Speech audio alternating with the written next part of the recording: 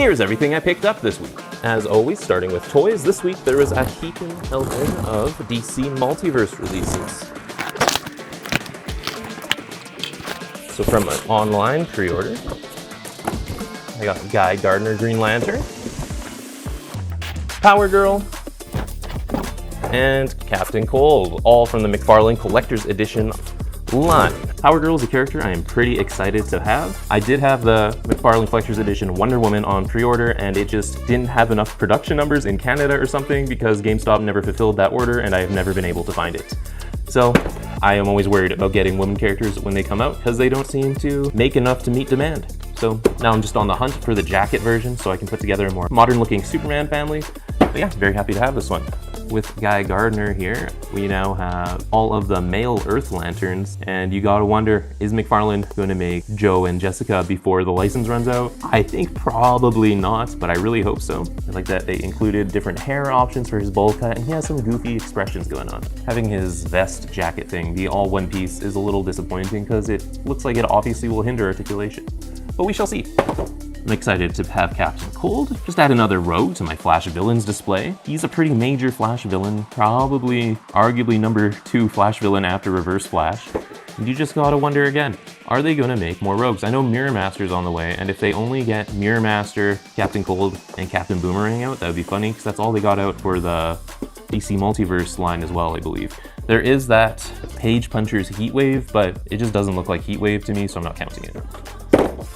Then from things I pre-ordered in-store and just found, I was lucky enough to find Nightmaster. This guy did not go up for pre-order, and you just had to luck out and get him. They had one in the store, and I am always talking about Shadow Pact on this channel, so I, of course, wanted Nightmaster.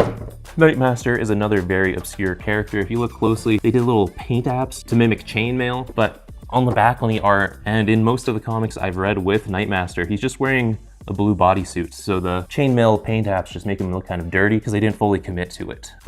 Then I have Connor Hawk Green Arrow. I'm big into 90s DC right now, so I'm happy he got a figure. Connor Hawk is a fun one to have, especially because the Arrow family doesn't get a ton of love in action figures. And I almost have his entire original comic run now, so good character selection, McFarlane. Good character choice. Another thing I'm big into is Starman by James Robinson, so I'm wanting a full constellation of Starmen eventually, and this is a great first step to that goal. So with this Starman, they used the Green Lantern body, and a big thing with that is it's fully textured and there's a little neck thing to separate the head from the rest of the costume. The head is smooth on this guy, and this costume is just supposed to look like a star field, and having that texture there takes away from the star field effect. It would have been so much better if they just used, which one? If they just use the same body that Nightmaster has, the Blue Beetle Booster Gold body, but you know, they don't like to do things proper the first go around. Then Walter West Flash from the new Dark Flash, from the new Kid on the Block storyline.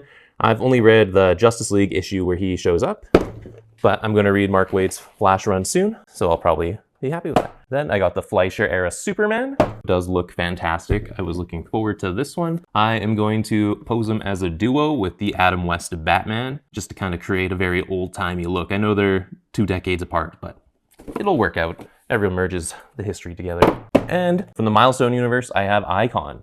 Icon is another exciting character selection choice from McFarlane.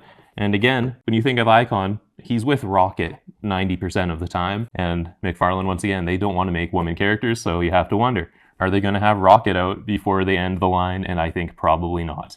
Rocket's name is even on the box here. So yeah, that's a shame. I also wouldn't mind if they made Hardware and did another shot at Static. I didn't like the original Static that they made. And then also, I'm not super happy with how he looks, but there's Tempest here filling out my Teen Titans. Tempest, they used the Aqua Lad body, the Jackson Hyde Aqua Lad, so now he's too small compared to the rest of the Titans. And his head sculpt is kind of horrible. He looks, what is he? Yeah, he looks a little too emo, a little too mind freaky, and they just did this character dirty. And again, that's a bummer because Tempest never got a figure in DC Universe Classics, and he just doesn't get figures of himself made very often. Now on to comics, starting with my monthlies from 204 Comics. So this week I got Godzilla vs. Hulk, Zatanna, newest issue of Wonder Woman. This was pretty good. The Summer of Superman special, the newest issue of the Chip Zdarsky News, final issue of Hack and Slash vs. Body Bags, and newest issue of Teenage Mutant Ninja Turtles, And then I got 2 issues of the Doug Moench era Batman, because I'm slowly filling out my post-crisis Batman collection. I have read all of these going into this. This was a really good issue of Ninja Turtles. I've been enjoying this run a ton. Leonardo can now also talk to Dead Rat Master Splinter. This is the final issue of Hack/Slash Body Bags, and it said Body Bags will return. So I am curious if Tim Steely will be writing the return of Body Bags. I would probably get it, because I like Tim Seeley a lot. And I'm excited to see where Vlad and Cass go next. If you're not reading the Zdarsky comic news, you gotta, it's free, might as well pick it up. The Summer of Superman special, it did hype me up for the Summer of Superman, and I immediately went to sign up for Mark Waid's Action Comics and Dan Slott's Superman Unlimited. Mark Waid's Action Comics is gonna follow Superboy adventures, the tales of Superman when he was a boy, and the Superman Unlimited one intrigued me because it's gonna have someone from Gorilla City joining the workforce at the Daily Planet, and I love Gorilla City. This issue of Wonder Woman was really good. It featured Hippolyta being framed for a murder, so Wonder Woman and Batman are investigating it on Olympus to find the truth. There's just some good humor in it, and this run it's just fire.